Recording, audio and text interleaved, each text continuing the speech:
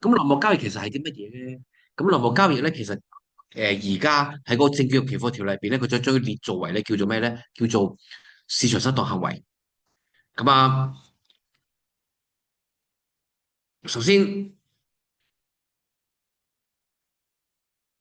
簡單解釋下咧，咩叫內幕交易咧？就話咧，佢透過一啲即係從同公司有關聯嘅人士得到啲信息，呢啲信息咧，如果公開咗咧，係會對間公司嘅證券咧個價值有影響嘅，可以升可以跌啦。咁佢就利用呢啲信息，啲不透明，暫時即係叫獲得呢啲我哋叫做不透明嘅信息，導致到佢最尾賺咗錢或者減少虧損咧，呢個我哋就叫從事內幕交易啦。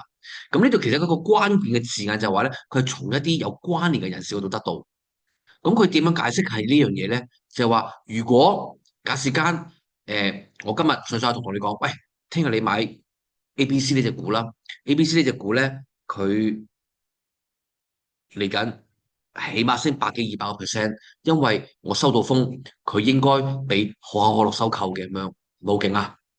咁跟住就唔係應該咁樣講，我應該咁樣講啊，應該係大概個幾禮拜前或者2個禮拜前，你聽我講，我同你講，喂，我收到你信我，我收到風，恒生將會俾 HSBC 收購，你買恒生一定升嘅。咁好啦，結果佢真係咪收購真係好似升咗係咪？先有發升好多係咪？咁喺咁嘅情況下邊，你咪會賺到錢啊？算唔算內幕交易啊？算唔算內幕交易？你諗下，覺得呢個算唔算內幕交易？呢個唔算，點解咧？我咪關你人事啊！技術上，我算唔算關你人事啊？我揸住4個匯豐，我係股東，算唔算關你人事啊？當然唔算啦。咁我唔係關你人事，我講出嚟嘅嘢係咪純粹只不過憑我自己得到嘅信息啊？可能背後我真係有機會，可能我係從匯豐，其實可能你唔知，我係匯豐大老闆嘅親屬嚟嘅，我日日喺夜晚去食飯嘅，我逢 weekend 就喺佢屋企過節過年過節就喺佢屋企過夜噶啦咁樣，你信唔信啦？你哋嘅假設真係啊？如果真係咁樣嘅，我個信息，我嚟自嘅信息可能係內幕交易，但係你由於你係從我把口度得知嘅，我唔係關你人事嗎？所以技術上呢個唔算內幕消息，因為我講嘅嘢有冇公信力啊？冇，唔係上堂講嘅課係有公信力嘅，但係講呢啲股票嘢咧冇乜公信力噶，係冇公信力噶嘛。但係調翻轉喎，調翻轉，如果因為你賺咗錢，查到去嗰度，我啲消息邊度嚟咧？就係從內幕嘅人士攞到嘅，咁我就違反咗內幕交易啦。擺明我咩意思啊？但係如果我冇做交易咧，都唔違反嘅。但係如果我話咗俾你聽，跟住你賺咗錢分咗俾我咧，咁我都算內幕交易嘅，因為我有獲利啊嘛。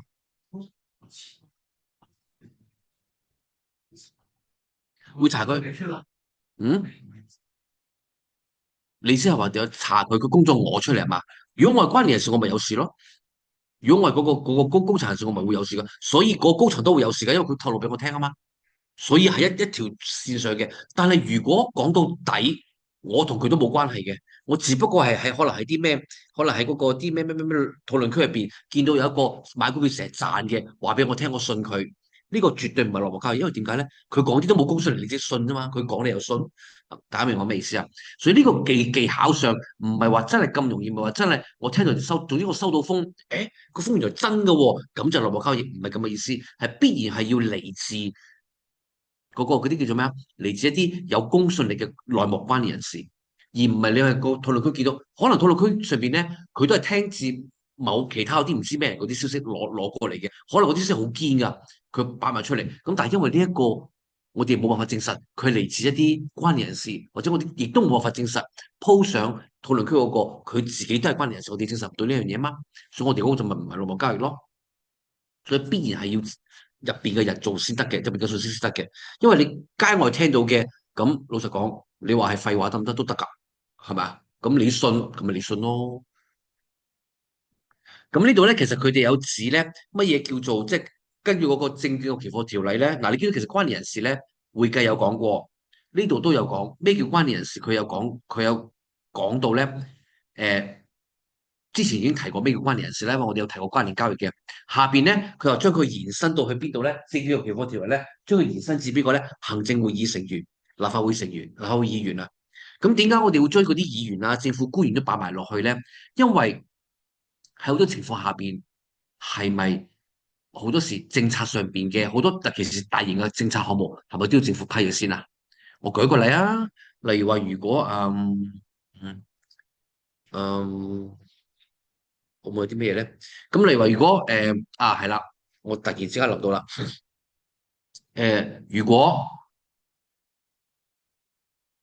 誒澳門有啲咩嗱譬如澳門有間上市公司，或者澳門有間公司準備俾一間好或者澳門有啲咩連鎖飲食餐飲業準備俾可口可樂收購。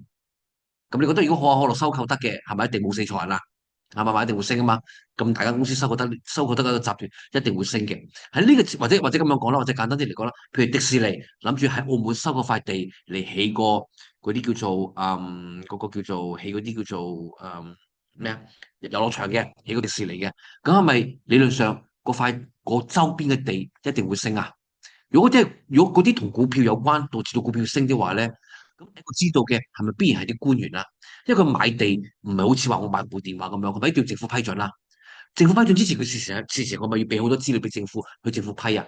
咁政府當然唔講得出嚟話，哦，迪士尼準備買地喎咁樣，佢只係就能夠自己內部審批嘅啫。咁但係審批係咪都要人做啊？咁嗰個人係咪就會知道啲內幕信息啊？咁所以點解政府官員嗰啲高層嗰啲，我哋都要擺埋落去作為佢嗰個關聯人士，就係因為佢哋好多時會接觸到第一手嘅資料。香港最多噶啦，有時係咪 A 公司收購 B 公司啊？兩間都係上市公司，例如話好似恒生收唔係，例如話好似匯豐收購恒生，匯豐收購恒生，你估第一個邊個知道啊？一定係匯豐同恒生入邊嘅內部員工。第二個邊個知道啊？金管局咯。因為佢一定要金管局批噶嘛，私有化恒生，佢要金管局批噶嘛。跟住我金管局或者係證監啦，我唔知邊個先啊。咁但係金管局必然會知道噶嘛，因為佢批准呢個金融機構收購金融機構嘛。咁入邊啲高官知道咗啦，係咪佢哋第一手知道啊？因為嗰陣時消息仲未公布噶，因為公布得嘅肯定政府開咗綠燈佢先公布得噶啦。咁政府開綠燈係咪都要時間？佢唔可能話我今朝9點鐘話俾政府聽，政府9點半就開綠燈，冇可能噶嘛，一定係要一段時間，幾個禮拜，甚至乎一兩個月去研究嘅。咁嗰段時間，如果我政府官員我見到，誒匯豐收購恒生喎，咁係咪我覺得恒生有機會升啊？咁我唔趁個時間嗱嗱聲買咗恒生先啊？大家明我咩意思啊？所以會有啲係咁係會有咁嘅情況嘅。另外一種點解議員都擺埋落去咧？因為咧好多時有啲公司可能佢哋想推某啲項目，例如話佢可能想推某啲項目，從而令到即係可以從而需要政府去修改啲法例嘅。咁政府修改法例要經過立法會啊。咁立法會好多時通唔通得過，係咪就要睇立法會議員贊唔贊成啊？咁嗰陣時可能佢就會 lobbying 啦，同嗰啲即係做一啲 lobby 嘅工作，就同嗰啲立法會議員同佢哋講：喂，你支持我方案啦，呢個方案幾好啊，將來大家都好啊咁樣。咁不斷游說啲議員去贊成我嘅方案。咁如果咁嘅情況下邊，係咪議員第一個知道啊？你有咁嘅目的喎，咁樣咁你有咁目的，我又贊成支持你嘅時候，我咪就順手買一手，咁咪有機會賺啦，係咪啊？嗰啲咪內幕消息咯。咁所以內幕消息咧，一般其實就簡單啲嚟講咧，其實就係話一啲誒我哋知人哋唔知，而呢啲信息咧可以對個證券嘅價值係有波動、有敏感影響嘅啲信息，我哋咪叫內幕信息咯，咁樣。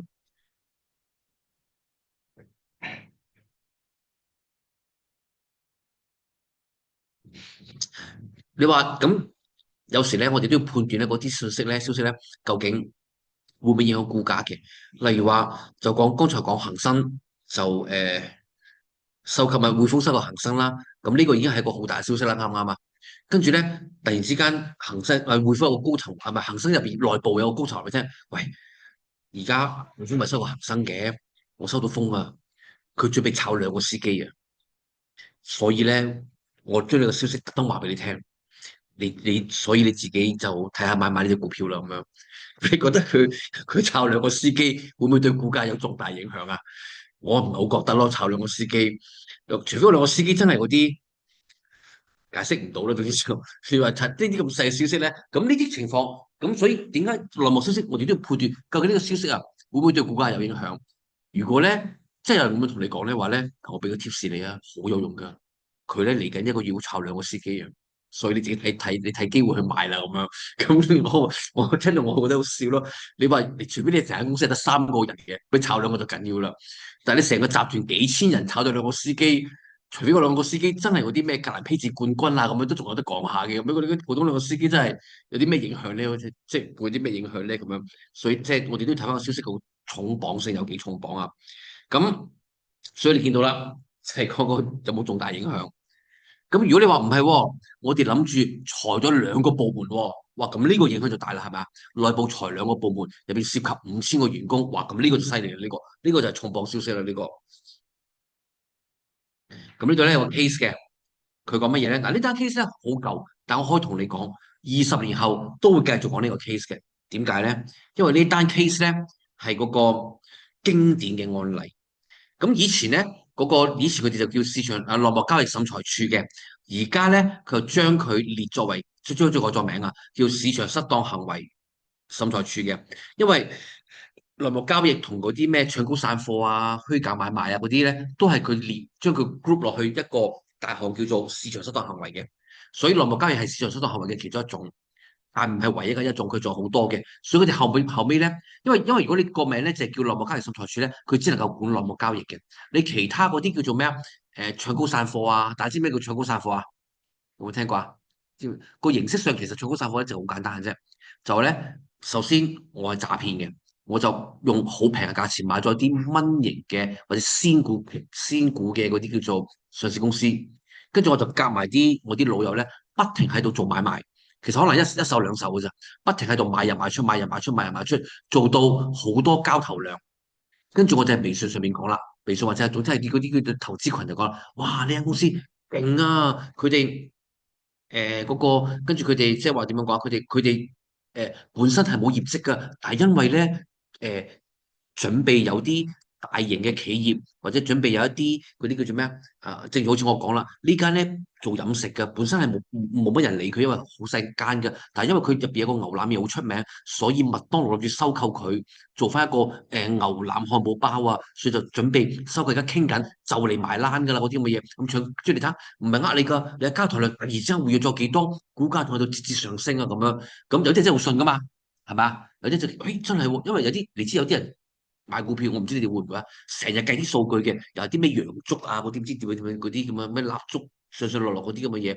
咁嗰啲數據，你交投量多咗，股價升咗，啲數據自會上噶啦。咁嗰啲成日計數嗰啲就覺得，哇，真係喎，個數字，你真係個趨勢，個咩波動周期嗰啲咁嘅嘢，咩52周唔知乜鬼嘢嗰啲，哇，真係上緊喎，啱啦，買呢個冇錯啦，咁就投資買晒落去咯。買晒落去之後，嗰啲人喺高位全部放晒，所有消息假嘅。跟住放晒之後，個股咪跌翻晒落嚟咯。嗰啲咪叫唱高散貨咯。我唱高咗，呢個詐騙嘅一種，係市場失當行為嘅其中一種，係刑事罪行嚟嘅。佢會包括市場失當行為同埋包括詐騙。香港會告呢兩個罪嘅。咁啊，所以佢後尾改咗名就叫做市場失當行為處啦。咁就2007年嗰陣時改嘅。咁呢單案咧就喺84年係好耐之前噶啦。究竟係咩案咧？呢單係好得意嘅。咁首先咧講呢單案之前咧，都要等你知道咧。一般嚟講，大家知唔知買樓嘅流程係點樣啊？買樓啊，係咪要俾首期先啊？唔係，講錯咗，要俾咩啊？你去睇樓先啱唔啱啊？睇樓睇啱咗，你要點做啊？落咩訂啊？啊！你識講得，肯定你成日做呢啲嘢。哇！嗰有錢真係有錢，一講出細訂，仲要一齊講添，即係證明你媽我都唔知咩，我連咩訂我直知落訂咩訂我都講噏唔出，因為我冇錢啊嘛，冇即係奢侈嘅玩唔起，落細訂，落完細訂之後咧，講啦，誒冇怕醜啦，落大訂係咪啊？係咪要落大訂跟住？第二個係咪叫我冇講錯啊？落大訂啊嘛係咪？係咪即係你要俾嗰個即係你細訂可能幾萬蚊嘅啫，跟住就落大訂就可能唔知10個定20%咁樣啦，啱唔啱啊？嗱，細訂又好，大訂跟住之後就俾埋個尾數啦，啱唔啱？咁細訂又好，大訂又好啦，有冇得退啊？有冇得落完細訂？譬如假設當我細訂10萬蚊，大訂係50萬咁樣啦。咁我落咗細訂，落咗大訂，有冇得話？我都係唔買啦，我走啦，你俾翻錢我啦，得唔得？唔得嘅喎，點解唔得嘅？因為合約規定咗啊嘛，訂金冇得退噶嘛，啱唔啱啊？基本上就算個業主賣唔到層樓，如果撻訂，係咪我起碼都收咗你個細同埋大訂先啊？都冇損失嘅。好啦，記住呢個 point 啦。咁呢單發生啲咩事咧？咁就係咧，佢當時咧就呢間叫 International City Holdings（ICHL），咁佢就發展咗嗰陣時84年咧就發展咗個項目。咁咧嗰陣時就通常嗰啲建築商啊發展咗嗰啲賣樓咧，即係發展啲項目，啲樓起好咗咪賣咯，係咪？咁賣嘅時候咧，如果賣得好嘅，個價咪會升咯。所以佢嗰陣時嘅物業咧賣得好好噶。所以咧嗱，你記住喎，84年有互聯網未啊？冇。咁我哋想要信息喺邊度睇咧？係咪即係我睇報紙啊？啱唔啱啊？唔好話互聯網啦，連手機都未有嗰陣時，手機都好似係90幾年嘅產物，係咪？手機都未有嗰陣時，仲要撥個電話咁樣。咁咧嗰陣時就因為咧，佢嗰啲樓賣得好，嗰個總共就賣咗大概10億。咁你諗下喎，84年嘅時候10億好勁噶咯喎，因為84年嘅時候買個單位，澳門買個單位都係10萬8萬咁上下嘅啫。咁你10億係好勁噶啦喎。咁所以個股價咧由5毫子升到落去每股8毫2，係咪升咗60%啊？好勁喎，係咪啊？好啦，咁你就咁睇，你唔覺得啲咩問題嘅？跟住就咩事咧？原來咧嗱，因為點解佢會股價升咧？就係因為佢賣得好嘛，啱唔啱啊？佢賣咗十億嘅買咗10億嘅單位。正如我剛才我講啦，個個買樓係咪都要俾訂金啊？咁你俾咗訂，你必然尤其是當你落咗大訂嘅時候，你咪必然一定要上馬。如果唔係，你會硬蝕。如果啲人攞100萬大訂嘅，咁死啦！你唔買撻訂唔見100萬嘅喎，佢點都會上馬嘅。咁所以基本上你落咗訂，肯定實食冇黐牙噶啦。咁股價升好理想啊，好正常啊，啱唔啱啊？我賣咗價值10億嘅單位俾你，雖然可能個10億入邊，你只係可能俾咗其中嗰當10至20% 嘅訂金，即係可能淨係俾咗一次，即係合計加埋俾咗1至2億嘅訂金。但係既然你俾咗訂金，仲有8億，我唔驚你走㗎，啱唔啱啊？因為你簽咗約啦，係咪？咁好啦，發生咩事咧？原來咧個買賣合約咧入邊有一個好特別嘅條款，就係話咧買家喺俾尾數之前，可以無條件取消呢筆交易，同埋攞翻晒啲訂金嘅。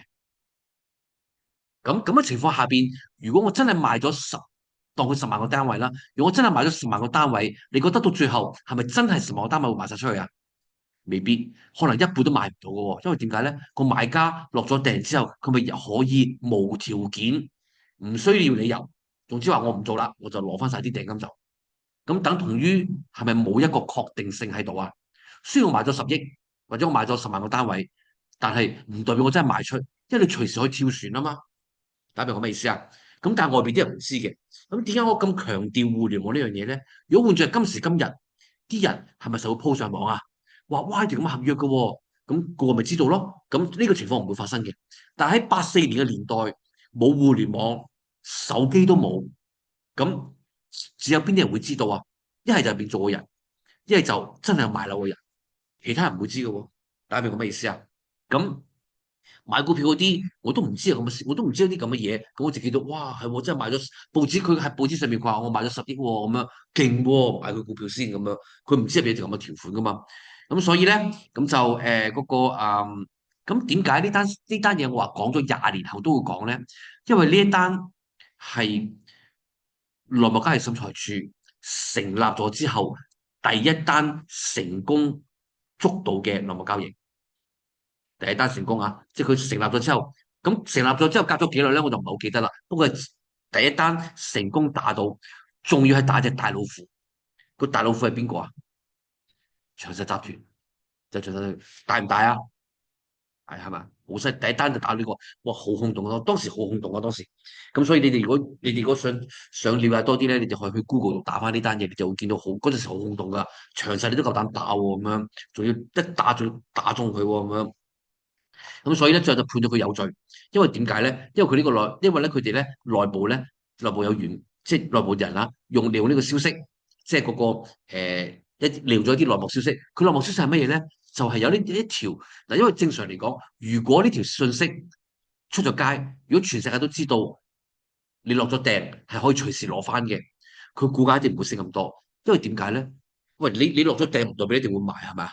我落咗，等於好似我哋打電話去訂台，我打咗電話，我冇成本噶嘛，因為我冇成本，我隨時唔嚟都得噶嘛，啱唔啱啊？唔同話你我訂咗台唔嚟就要罰10萬咁樣，佢冇呢樣嘢噶嘛，咁所以佢最後咧就俾判罰。咁但係咧判罰咩咧？就係公開譴責啫，冇坐監冇罰款，就係公開譴責。同埋其中另外一個咧叫登報道歉啊，咪登報唔係叫登報道，即係佢登報道歉咯。咁就所以就嗰個咁都算犀利嘅，因為你成功打到第一個啊。咁當時其實佢哋上法庭嘅時候咧，佢哋爭拗嘅，爭拗啲乜嘢咧？佢就話咧，誒、佢就話同佢解，因為大家記唔記得剛才內幕消息係要有重大影響啊？咁佢就爭拗重大呢樣嘢。佢話咧10億好細啫嘛，對我哋嚟講，因為佢話10億入邊，我相信最少買到5億嘅，咁所以實際上受到影響嘅都係5億啫嘛。5億其實個數好細嘅啫喎，唔重大嘅喎咁樣。跟住法官就同佢講咧，重唔重大唔係站喺你嘅角度去講啊，你個角度5億梗係大啦，梗係唔大啦。但係你5億對其他企業嚟講係咪一個天文數字啊？所以呢個係從一個正常人角度去判斷究竟大定唔大嘅，大家明我咩意思啊？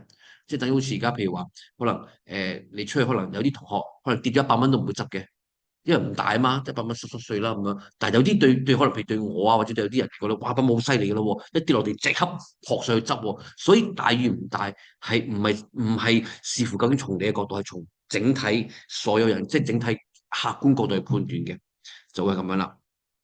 咁所以呢個咧係第一單。嗱，所以呢度講，我對啲二三線啲細企業啊，我呢筆金額係真係天文數字嚟㗎啦，咁樣。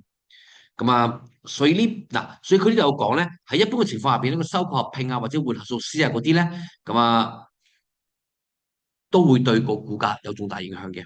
收購合併唔使講啦，啱唔啱啊？好似最活生生嘅例子就嗰個叫做咩？匯豐收購恒生啦，係咪？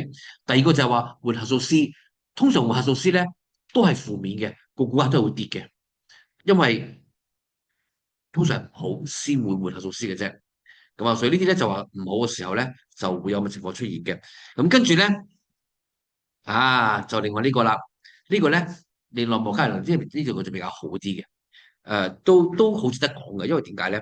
佢係講咩咧？佢就話呢間公司咧，咁嗰陣時咧就呢間 HKP 咧，HKP 呢間公司咧就好早之前就已經收購咗呢間 SHL 嘅35%嘅36%啦嘅股權嘅。咁36未係完全收購啊，啱唔啱啊？就係36%，充其量都係單一大股東啫。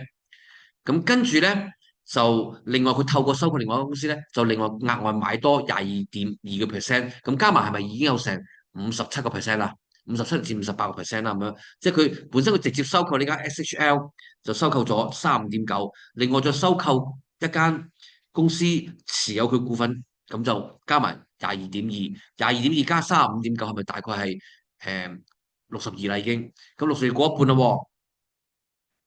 啊，58.1啫，雖然我計錯數，58.1啫。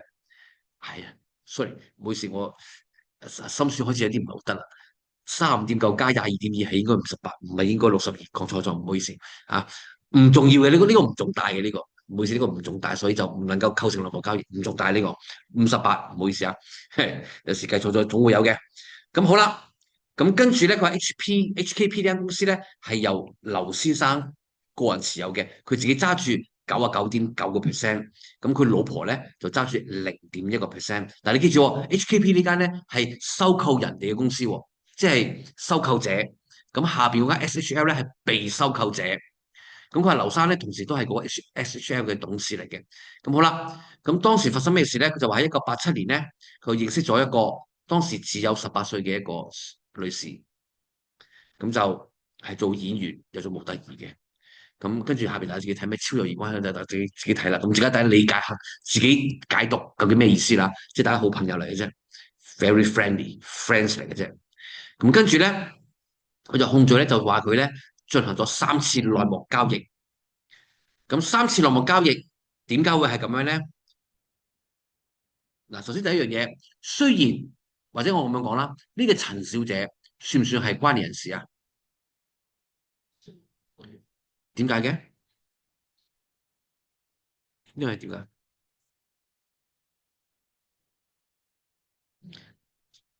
你何以見得佢個女朋友啊？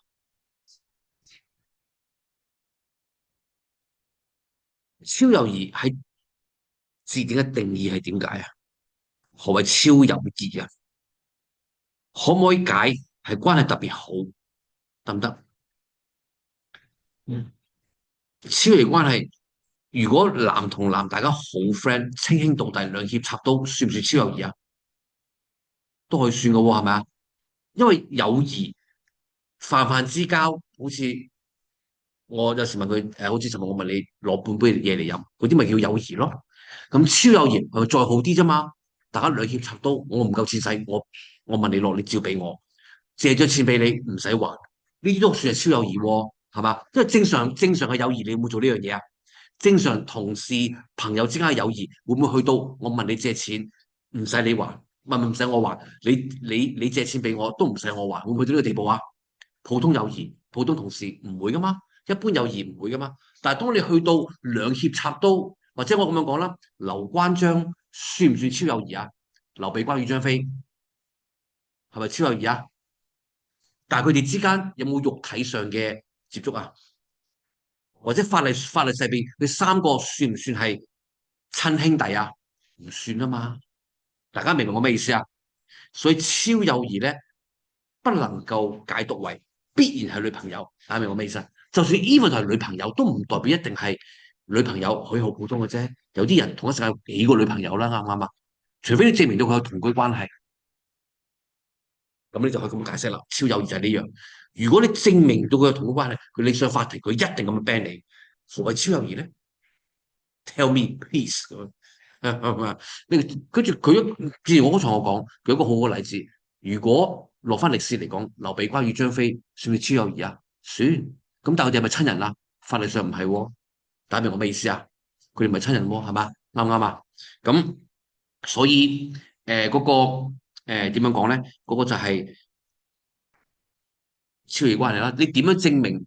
其實有方法證明到佢哋究竟有冇同居啊，或者嗰啲嘅，其實好唔難證明嘅呢啲嘢。只不過係嗱，當然喺呢個位置咧，確實嗱，其實呢個位置咧，個女仔係咪關聯人士其實唔重要噶，因為佢嘅消息係嚟自邊個啊？佢消息嚟自劉先生。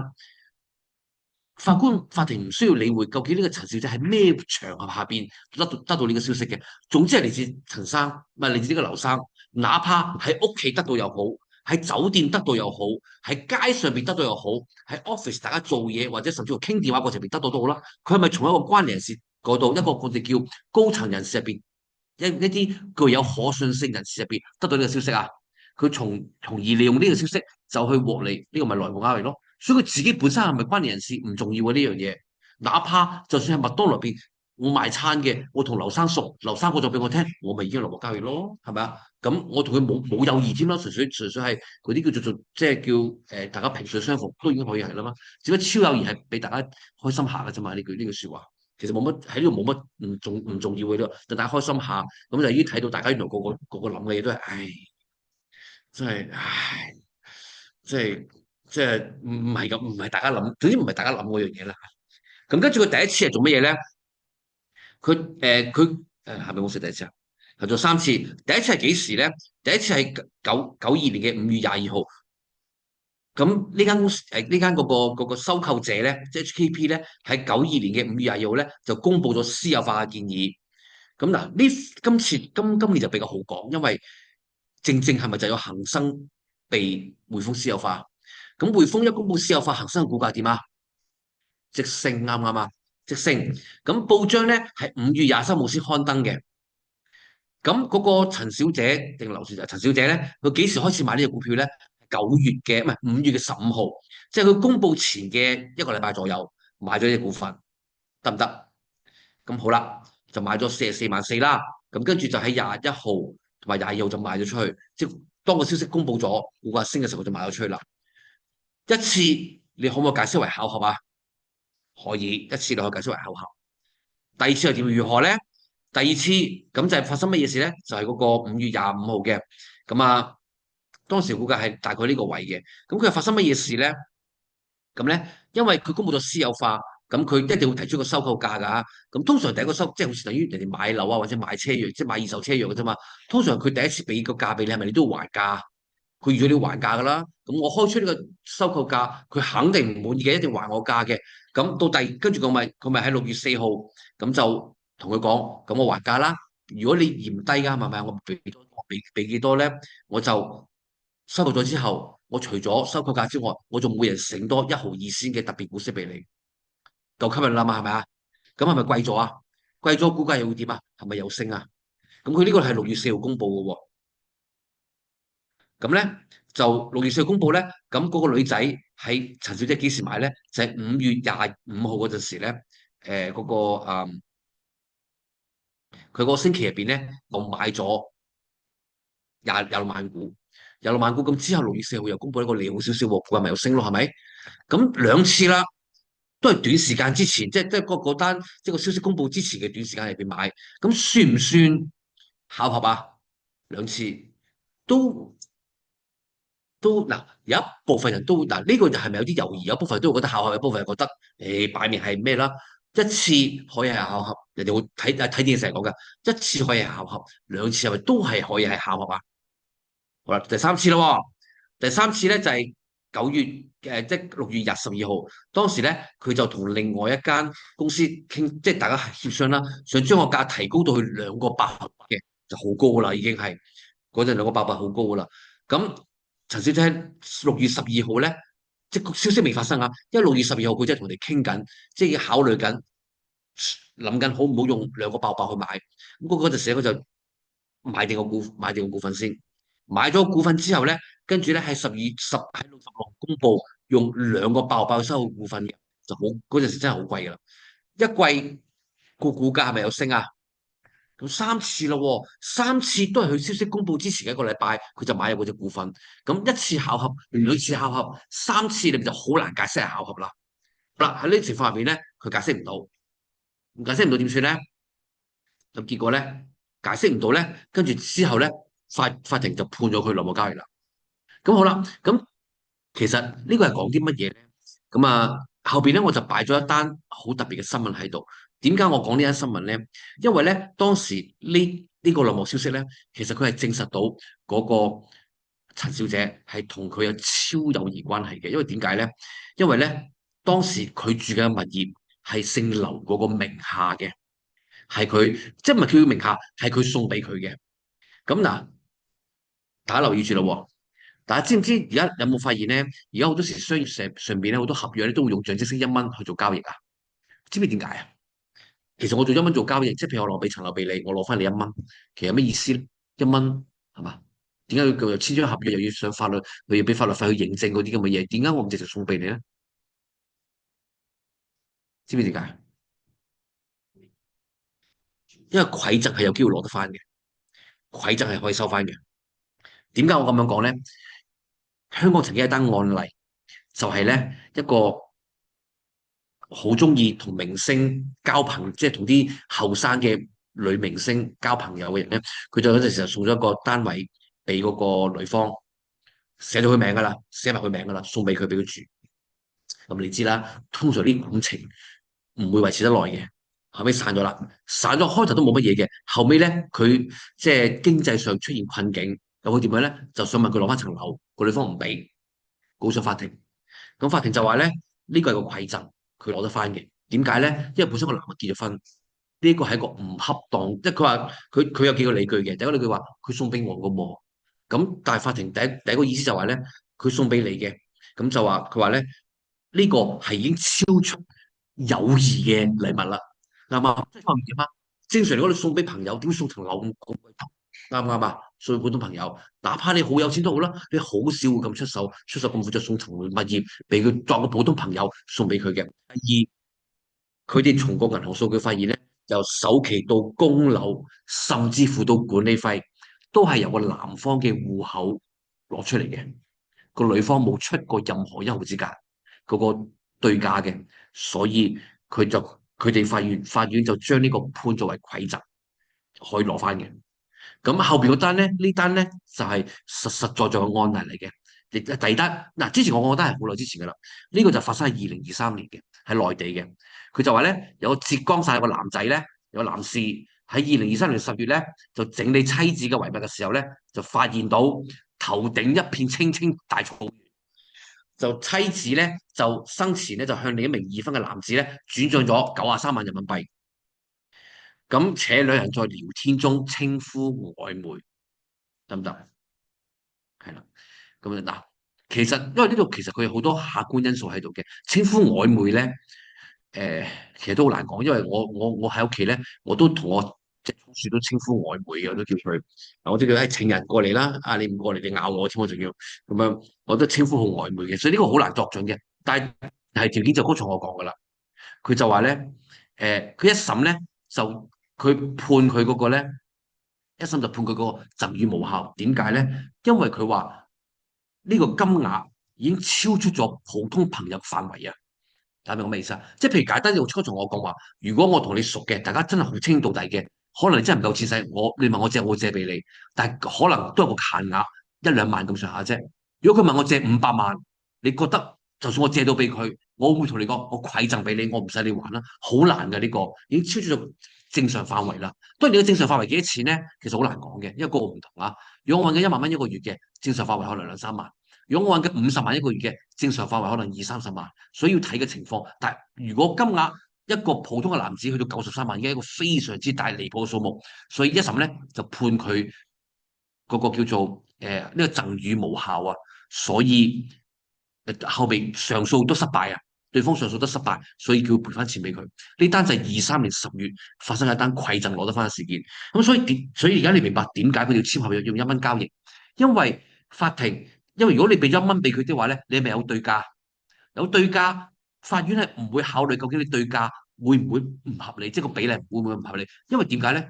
你願意簽落去，我冇強迫你。嗱，第一，你清醒嘅情況下邊簽呢個合約嘅，我冇揾人威脅你，我冇要求你一定要簽，係你自願情況下邊簽落去，願意收我1蚊，跟住將你層樓俾咗我嘅。咁即係話呢筆係一筆合法嘅交易。咁中間對價合唔合理，佢冇辦法質疑嘅。我願意嘛，我得1蚊抵啊！